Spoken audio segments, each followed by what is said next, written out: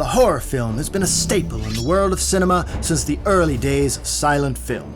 But things have come a long way since the likes of The Haunted Castle, L'Inferno, and Nosferatu.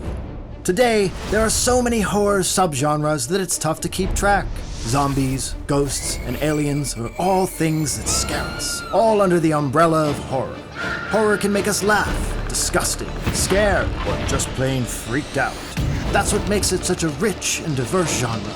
We're going to take a deeper dive into some of the subgenres that make up what we call horror movies, as well as give our take on some of our favorites.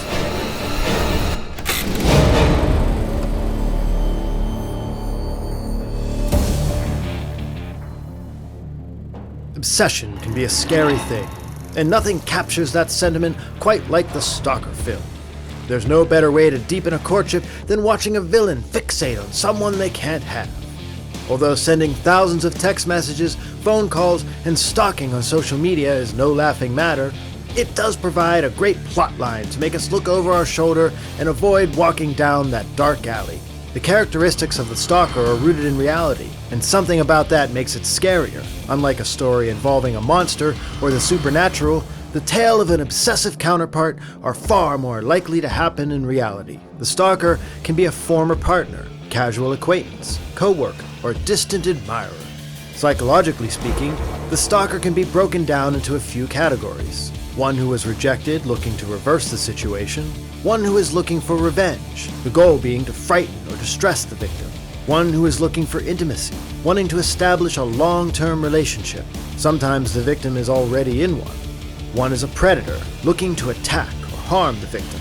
There is a rare condition called erotomania, a relatively uncommon paranoid condition that is characterized by an individual's delusions of another person being infatuated with them. All of these are terrifying in their own way and can cause distress and disruption to the victim, forcing them to change their address and phone number frequently, as well as needing to go through legal procedures to thwart the perpetrator's malicious intentions. It is this tangible reality that makes these films so disturbing. It would seem fitting that those fears would make their way to the silver screen. The year was 1962. It was the height of the Cold War, and the world was on the edge of their seats as the Cuban Missile Crisis was underway and the threat of nuclear war was on the threshold. The Russians had sent a cosmonaut into space, and the Americans had launched John Glenn into orbit around the Earth. Tailored skirts were all the rage, and a movie ticket was about 70 cents. It was in this year that director J. Lee Thompson and producer Gregory Peck told the tale of a revenge stalker, adapting the 1957 novel The Executioners by John D. MacDonald to the cinema. Peck's production company, Melville Productions, had acquired the rights to the novel and had reached out to Thompson to direct. Impressed by his Oscar-winning work on The Guns of the Navarone, Thompson had envisioned a film in the style of Alfred Hitchcock, who had just made the film Psycho 2 years earlier. He wanted the film to be black and white with constant suspense. He even used Hitchcock's composer for the film, Bernard Herrmann. The film was intended to push boundaries, but many of the scenes were drastically cut back, including some of the fight scenes as well as a scene featuring an attempted sexual assault. The director was not happy about the cuts, but that was 1962, still under the umbrella of the Motion Picture Production Code, and cuts for the sake of morality were a stark reality. The pair wanted to cast Robert Mitchum as the film's antagonist, but Mitchum wasn't interested. However, in a move of 4D chess, Thompson and Peck set Mitchum a case of bourbon. Mitchum later called the director, stating, "I got your bourbon. Now I'm drunk and I'll take the part." Upon its release, the film received mostly positive feedback from critics due to the film's content. The entertainment trade magazine Variety reviewed the film as competent and visually polished, while commenting on Mitchum's performance as menacing omnipresence. Despite the positive reviews, the film lacked financial success, grossing $1.8 million in the US and Canada, about $19 million in today's dollars. The film begins with the release from prison of Max Cady, a convicted felon. A local attorney, Sam Bowden, had interacted with Cady 8 years ago when he saw Cady forcing himself onto a woman. Bowden intervened and was a key witness in the trial, which ultimately led to a conviction. While in prison, Cady studied law and sought revenge on the man he had held responsible for his time in jail, Sam Bowden. Once out, he began stalking the family, being careful to evade breaking any laws. He intimidates Sam's wife, Peggy, and his daughter, Nancy. He even kills the family dog, just out of reach of leaving any evidence. Sam hires a private detective to follow Katie, hoping to find him committing a crime for the police to intervene. When the PI, played by Telly Savalas, finds the aftermath of a woman who was brutally attacked by Katie, it looks as though they might have him. The woman, however, refuses to testify, leaving Katie off the hook. Frustrated and concerned for his family, Sam hires 3 goons to beat the snot out of Katie. They corner him under a dock, and although there are 3 of them and they have weapons, Katie is able to get the better of them. Realizing it was Bowden who sent the attackers, Katie retains a lawyer and threatens to have Sam disbarred. It looks as though Katie has the upper hand, and Sam is desperately afraid for the safety of his family, so he concocts one final plan in the hopes to rid his family of Max Cady forever. He sends his wife and daughter away to the family houseboat on Cape Fear, North Carolina, and makes it seem as though he is traveling to Atlanta in the hopes that Katie will attack his wife and daughter. When Katie shows up, Sam will be waiting along with a local deputy, Kursick, drawing Katie into an attack where Sam can kill him on the grounds of trespassing and self-defense. Katie is onto the plan, however, and is able to kill Kursick and board the houseboat, luring Sam to the boat while his daughter is back on the shore. When Sam boards the boat, Katie is gone. He had swam ashore in order to get Nancy. Attacking Nancy was his plan all along. Sam rushes into the water to save his daughter. When he encounters Katie, the pair have a fight, with Katie getting the better of Sam and nearly drowning him. Sam is able to get to his gun and shoots Katie, incapacitating him but not killing him. Katie dares him to finish the job, but instead Sam says that death is too good for him. Katie had said before that returning to prison would be unbearable, so that's what Sam will do, send him back to prison. The film was remade in 1991 by none other than Martin Scorsese, starring Nick Nolte as Sam Bowden and Robert De Niro as Max Cady. The remake had some differences from the original. Rather than Sam witnessing and stopping a crime, he was Cady's defense attorney who sabotaged his defense because he knew Cady was guilty. The film combines the PI and sheriff into a single character. It also features cameos from Robert Mitchum and Gregory Peck appearing in minor roles. The ending is also different, with Cady dying at the end when the family houseboat sinks. The remake brought attention to the original and was made available on VHS on March 1st, 1992. The Stalker film would rise to a whole new level in 1987 with a film that became a cultural icon. 1987, a time when sport coats were all the rage. Miami Vice was the big show. Hairstyles were impossible without hairspray, and the stock market had its epic crash known as Black Monday, costing the world an estimated $1.71 trillion. It was in this context that one of the most infamous Stalker films would be released. Back in 1980, James Dearden made a short film titled Diversion about a happily married man who had an affair while his wife was away. Dearden adapted the film into a feature screenplay that would become the blockbuster smash Fatal Attraction. Although the film was destined to be a success, it had its difficulties getting off the ground. 20 directors were offered to head the film, including John Carpenter. Finally, Adrian Lyne accepted the position and things could get underway. The producers had serious doubts about casting Glenn Close as the lead. Ellen Barkin, Deborah Winger, Susan Sarandon, Jessica Lange, Judy Davis, Melanie Griffith, and Michelle Pfeiffer were also considered for the role. Close was persistent, however, and asked to fly to Los Angeles to do a read with Michael Douglas. Close felt that she blew the audition, but Lynn and Lansing were impressed and decided to give her the part. The story begins with attorney Dan Gallagher with his wife Beth and daughter Ellen enjoying time together. Just by observation, we can see that they are happy and seem to get along. While Dan and Beth attend a work party, Dan runs into Alex, a literary editor. They have a brief but flirtatious conversation. More on this later. After Dan is forced to have a Saturday meeting, Beth and Ellen depart to visit Beth's mother, leaving Dan home alone. While at the meeting, Alex is attending. Dan and her hit it off and decide to go to lunch. While there, the flirtation turns more serious, and the pair run off to spend the weekend doing the horizontal hokey pokey. After the weekend of acrobatics, Dan tells Alex that they can't continue to see one another. Alex doesn't take the news well and cuts her wrists. Out of fear for her life, Dan stays the remainder of the day to make sure she's okay.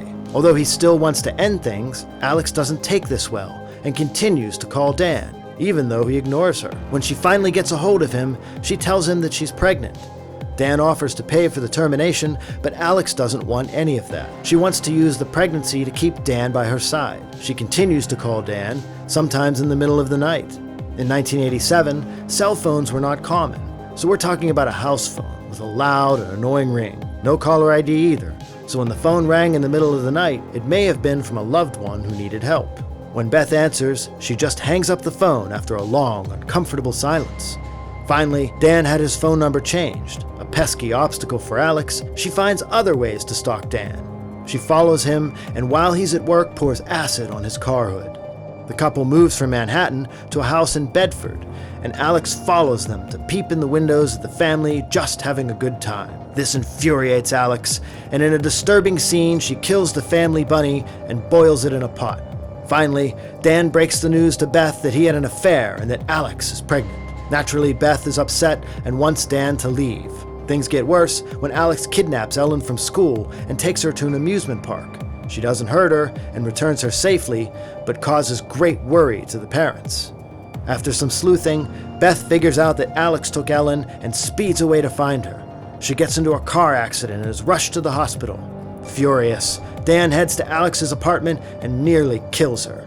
Alex then attacks him with a knife, but Dan is able to disarm her and then leaves. When Beth is discharged from the hospital, they return home where Beth forgives Dan. While Beth is getting ready for a bath, Alex is there waiting with a knife.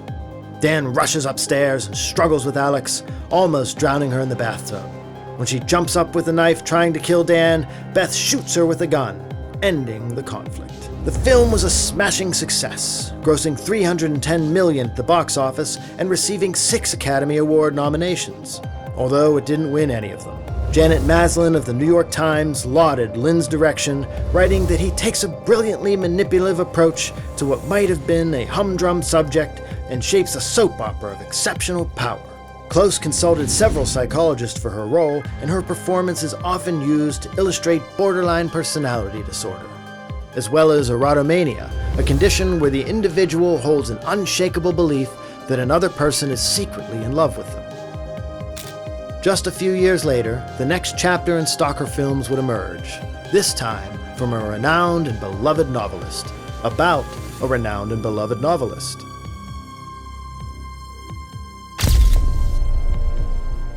While flying on an airplane, producer Andrew Scheinman read Stephen King's 1987 novel Misery. He loved the story so much that he recommended it to his director partner at Castle Rock Entertainment, Rob Reiner. Reiner loved the story as well and hired William Goldman to write the screenplay. The part of Paul Sheldon, the story's protagonist, was originally offered to William Hurt, Kevin Kline, Michael Douglas, Harrison Ford, Dustin Hoffman, Robert De Niro, Al Pacino, Richard Dreyfuss, Gene Hackman, and Robert Redford, all of them turning down the part. Eventually, someone suggested James Caan, who agreed to play the part. Caan commented that he was attracted by how Sheldon was a role unlike any of his others. For the part of Annie, the antagonist, Angelica Houston and Bette Midler were both offered the role, but both of them turned it down. Midler would later say that she deeply regretted this decision. William Goldman suggested that Wilkes should be played by Kathy Bates, a stage actress who was effectively unknown to film audiences. Bates would go on to win the Oscar for Best Actress, receiving the only nod from the Academy from a Stephen King adaptation. The film was a box office success, grossing $61 million, about $125 million in today's dollars. The film begins with famed novelist Paul Sheldon finishing his latest novel in a series about Misery Chastain, a Victorian character he created. Paul is a man of routine and likes to write in an isolated cabin in Silver Creek, Colorado. Driving back to his home in New York, he is caught in a blizzard and wrecks his car. When he wakes up, he is in the home of Annie Wilkes, a local nurse who found him on the side of the road.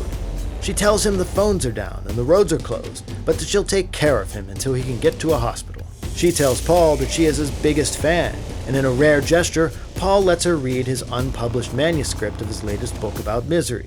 Annie is thrilled and rushes to read it. Annie flies a big red flag when she bursts into the room and flies off the handle after reading the book's ending. Paul killed off misery in the story, and Annie was furious.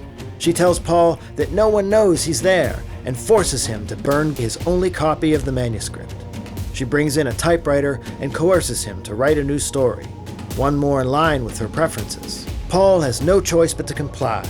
He is immobile from his injuries and at the mercy of his captor. He asks Annie for more paper so he can write, and when she leaves, he uses a bobby pin to unlock the door and look around the house. While he's snooping around, he finds a scrapbook that Annie kept with news articles about a nurse who went on trial for killing babies. That nurse was Annie. She was found innocent at the trial, but now Paul knows who she is. First, he smuggles extra pain medication that he stockpiles in the hopes of luring Annie into a meal where he can poison her. The plan falls apart when Annie spills the wine he had spiked. Defeated, Paul has to regroup. He smuggles a knife where he practices his attack plan and keeps it between the mattress. Annie catches on and ties Paul to the bed while she reveals that she knew what he was doing. She even shows him the knife he was hiding. To prevent him from escaping the room, she breaks both of his ankles with a sledgehammer. A local sheriff, who becomes suspicious of Annie, visits the house and asks to search the premises. When he finds Paul, Annie shoots the sheriff and tells Paul she's going to kill him, and then herself. Paul convinces her to wait till the book is finished. Once Paul is finished, he asks Annie to celebrate. He douses the manuscript in lighter fluid and sets it on fire. Annie becomes enraged and a conflict ensues, and Paul hits her over the head with a typewriter. Annie fires a shot at Paul. They continue to struggle, and then Paul finally hits her again with the statue of a pig. We are then taken 18 months later, where Paul is walking with a cane and had just finished his latest novel. The ordeal may be over, but he will forever be affected by the experience. But it was 12 years later when another Oscar winner would portray a different kind of stalker, one who would follow an entire family. In 2002, the world was changing. It was only a year since 9/11, and things were different. We were not only in a new century, but a new millennia. Superhero movies were on the rise and getting cooler with each release. And the world survived the Y2K crisis, which never existed in the first place. It was the perfect time to release a stalker film. That same year, 1 Hour Photo premiered at the Sundance Film Festival. Originally, Jack Nicholson was offered the role of the lead character, but he turned it down. The film takes place around a 1-hour film development center. At the time, digital photography had not yet risen to prominence, and film was still the normal way of taking pictures. You had to buy film, load it in a camera, and take it to a lab where the film would undergo a chemical process in order to develop the pictures. They were then printed and given back to the photographer. Luckily, in the 1970s, the 1 Hour Photo Lab had made its way to mainstream thanks to the Photo Development Mini Lab, and it gave people the power to see their photos 1 hour after they were taken. 1 Hour Photo is about a guy working at one of these labs. He has access to everyone's family photos, silently observing their lives through the lens of their cameras. With one family in particular, he develops an obsession that would lead to a tragic set of events. Seymour, Cy Parrish, is a photo technician at a 1 Hour Photo Lab in a big box store called Save Mart. Cy loves his work, considering it a vital service and knowing the ins and outs of the photographic process delivers a quality product. Cy lives alone, and although he has a pet hamster, his social skills are less than ideal. Of his many customers, he favors one family in particular, the Yorkins. They have been coming to the store for years, and although they know little of Cy, he knows plenty about them. Cy secretly makes extra copies of the prints for himself, keeping a shrine in his house of family photos, in particular the Yorkins. Cy eventually manages to spark a connection with Nina Yorkin. He notices that she's reading a Deepak Chopra book, so Cy hurries and buys a copy. He deliberately lets her see him reading it, and he is able to develop a rapport. The next day, the store's owner Bill Owens discovers, through an audit, that over the span of 9 years, Cy has printed many more prints than those that have been ordered and paid for by the customers. He also confronts Cy about taking 90-minute lunches and having an argument with a repair tech in front of the customers. Cy is fired from Save Mart, and Bill allows him to finish the week, although Cy is completely devastated. During his last week, a customer brings in photos to develop. They are pictures of her and Will Yorkin having an affair. Not only is he losing the job he loves, but the family he loves is falling apart. He must do something. Things are about to get crazy. He places the photos of the affair in Nina Yorkin's order so she will find them later. Then Cy sets out and takes paparazzi-style photos of Bill's daughter and has them developed in the store. He knew it would draw the attention of his former boss, who immediately calls the police. When the cops show up, they search for Cy, starting at his apartment. They find the shrine on his wall, where things get more serious. Meanwhile, Cy is stalking Will and Maya as they sneak into a hotel room to conduct their illicit affair. Cy pretends to be room service and then forces his way into the room, bearing a large knife. He forces them to pose in various positions while he photographs them. The experience is traumatic for the couple. Cy is alerted to the police presence and flees. He runs throughout the hotel, leaving through a back exit. It triggers an alarm, and the police catch up with Cy. During the interrogation, Cy says that he can tell the detective is a good father who would never commit adultery or take disgusting, sick, degrading pictures of his children. The implication is that Cy's own father exploited him, and the affair between Will and Maya sparked his traumatic experience, which Cy had to avenge. Cy requests to see the pictures that he took at the hotel, which the detective turns over to him. They appear to be only shots of objects and furnishings of a hotel room. It seems he never took pictures of the couple. After he is left alone in the room, Cy imagines himself as being part of a happy family picture of the Yorkins, with Will's arm around a smiling Cy. Although 1 Hour Photo was not a giant blockbuster release, it still grossed $52 million in the box office and received critical acclaim. Roger Ebert gave the film 3.5 stars out of 4, and wrote, "Robin Williams plays Cy, another of his open-faced, smiling madmen like the killer in Insomnia. He does this so well you don't have the slightest difficulty accepting him in the role." Robin Williams brought the character of Cy to life and gave empathy to the character, cementing his legacy as one of Hollywood's finest actors, eliciting empathy from a potentially apathetic audience. So far, we've looked at films from the perspective of the stalker, but it was in 2018 that the victim of a stalker is caught up in a series of misfortunes against a predator she can no longer hide from.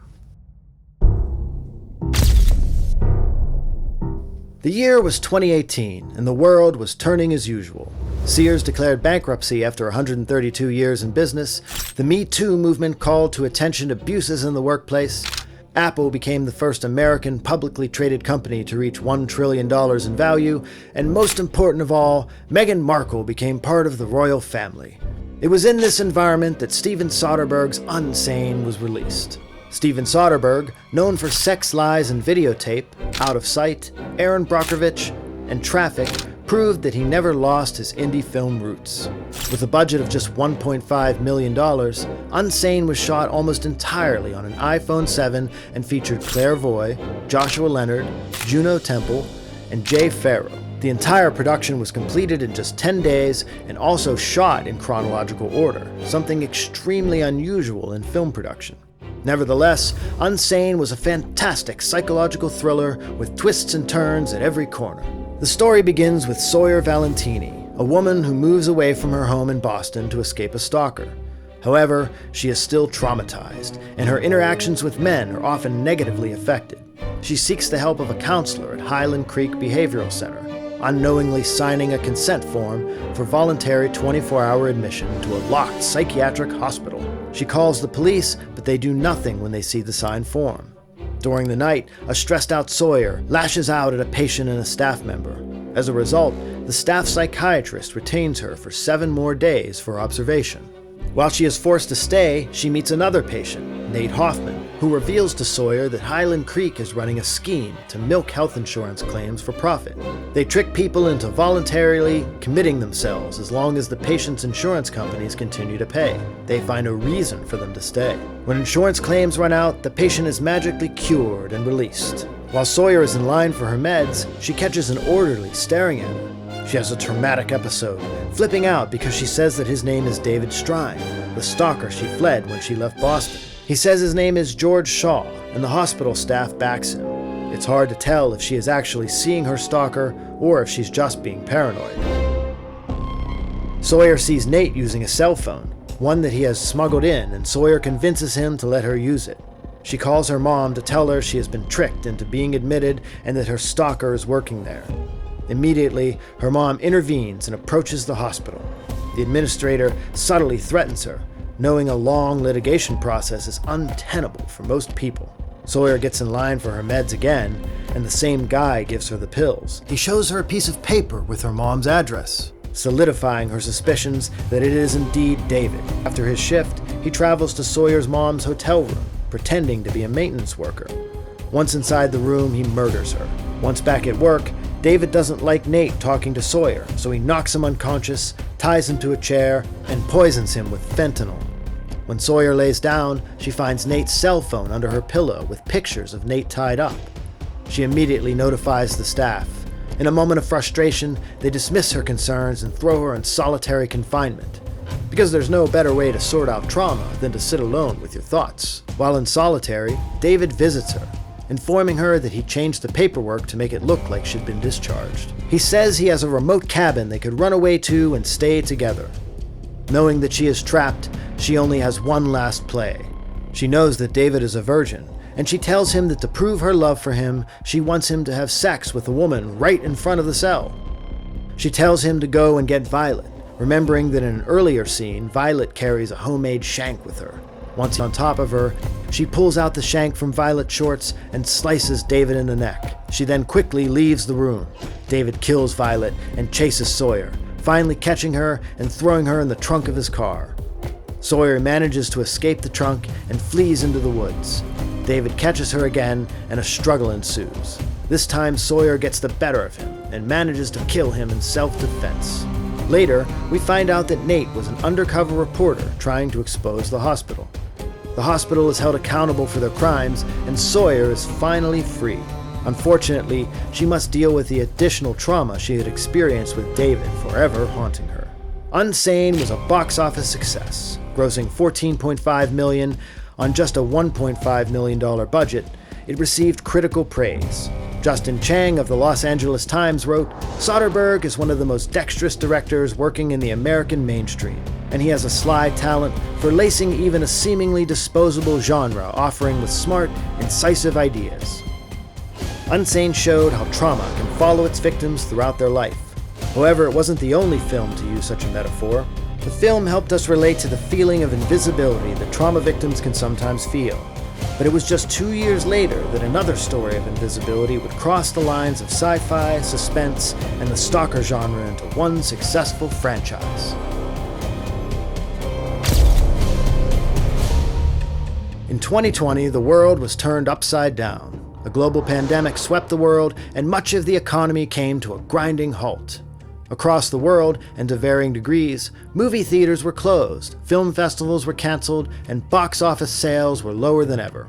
People were staying home, and streaming services were on the rise. It was a tough time for everyone, and the cinema was no exception to the economic woes of this worldwide catastrophe. It was just before this, in 2019, that production of The Invisible Man began. Just prior to all of this, Universal Pictures was starting to build the cinematic Dark Universe, a project rebooting all of the classical Universal films like Dracula, Frankenstein, and The Mummy. The project of a Dark Universe came to a halt after the box office failure of The Mummy in 2017, with the studio shifting to make standalone films rather than connected storylines. Development of a new Invisible Man film began as early as 2006, when David S. Goyer was hired to write the screenplay. The picture would be lost in a land of films that never happened, and the movie wouldn't be made until production began in July of 2019, starring Elizabeth Moss and Oliver Jackson Cohen. The film begins with a woman, Cecilia Cass, in bed with her husband, Adrian Griffin. Cecilia wakes, slipping a pill of diazepam into her husband. She's making an escape. She has a bag ready and obviously had been planning this for a while. She rendezvous with her sister Emily, and after a scare from Adrian chasing her, she finally gets away. Cecilia hides out with her childhood friend, San Francisco police detective James Lanier, and his teenage daughter Sydney. 2 weeks after his escape, Adrian seemingly ends his own life and leaves her $5 million. His lawyer brother Tom handles the arrangements, but Cecilia is suspicious, knowing the possessive and controlling nature of Adrian. Throughout her stay, she senses a presence in the room. James reassures her that it is her trauma causing paranoia, but Cecilia instinctively knows something is awry. During a job interview, she finds her work portfolio contents removed, then faints. The doctor says high levels of diazepam were found in her system. In her bathroom, she finds the same bloody diazepam bottle with which she drugged Adrian. While Cecilia is alone with Sydney, an invisible figure strikes Sydney in the face. Cecilia knows it has to be Adrian, but Sydney doesn't believe her. When James returns home, he asks Cecilia to leave. Cecilia goes to Adrian's house, and snooping around, she discovers an invisibility suit.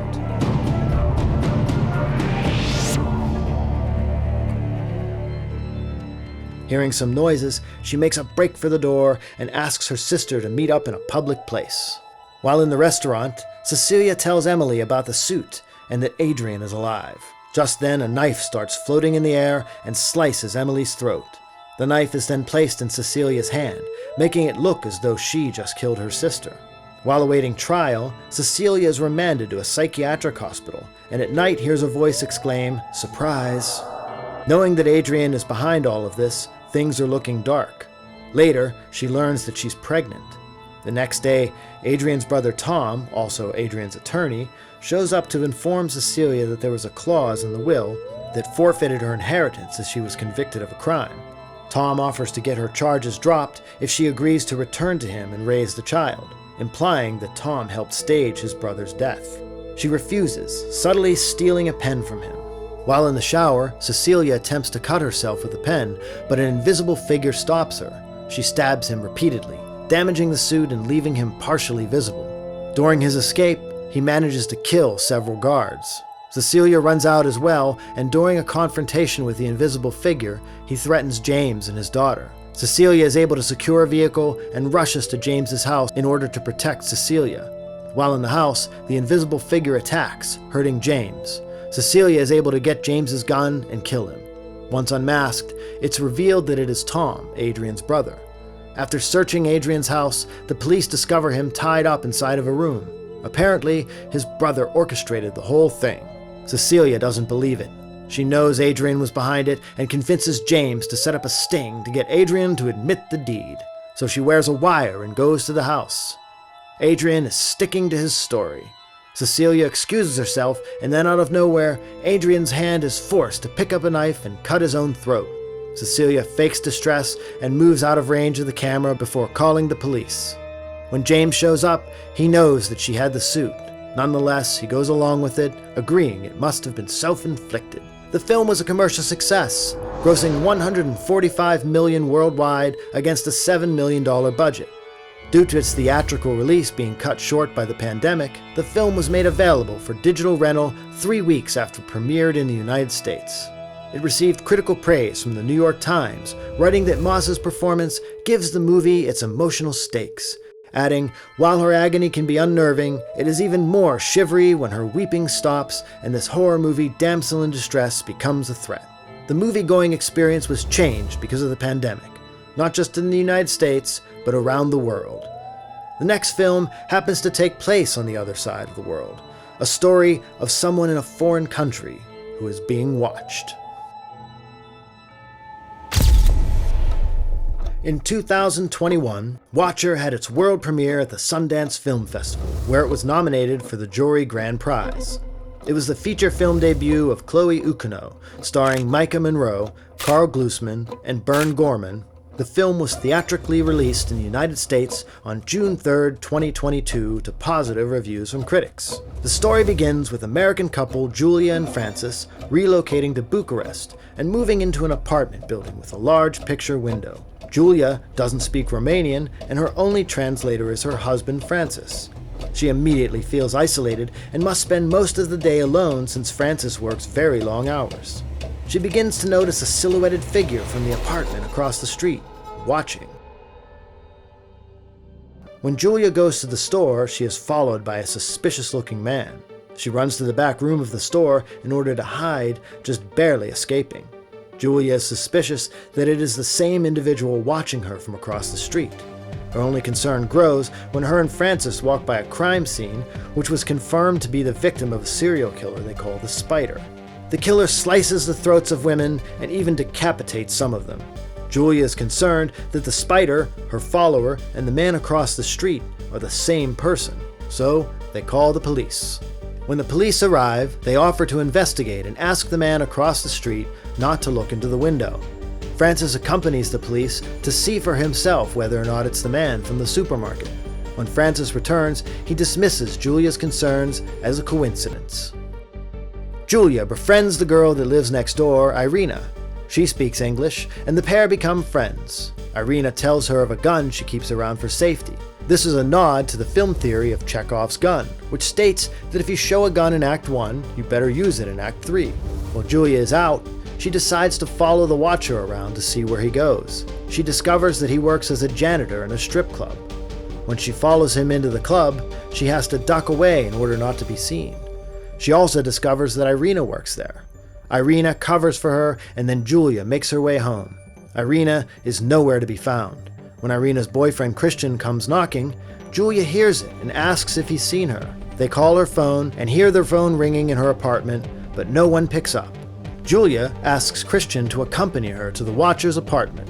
When they arrive, Christian bangs on the door, swearing in Romanian, but no one answers. After Julia gets home, the police arrive. The Watcher has called the police on Julia for harassment, putting Julia on the defense. Julia and Francis attend an event for Francis's work. Julia, feeling isolated, leaves early. On the way home, she encounters the Watcher on the train. The train gets stuck, and she is forced to engage with him in an awkward and creepy encounter. When she gets home, she can hear music playing in Irina's apartment. She investigates, only to be ambushed by the Watcher. He cuts her throat and leaves her for dead. When Francis comes home, he sees the Watcher leaving the apartment and challenges him. Just before a confrontation happens, the Watcher is shot twice and killed by Julia, ending with the greatest "I told you so" look in the history of film. The film opened on 764 US screens and was one of the IFC's widest releases. Watcher highlights the dismissal of a woman's feelings as hysterical. Julia is alone in a country where she doesn't speak the language, and her concerns are dismissed by everyone she knows: her husband, the police, and the neighbors. In the end, she was right to be concerned, and although her trials were hard, her concerns were vindicated. The Stalker film is a staple of horror. What better way to connect with a loved one than to curl up by the TV and watch a story about someone psychotically following someone else? Our suspicion is there will be many more that will keep us looking over our shoulder.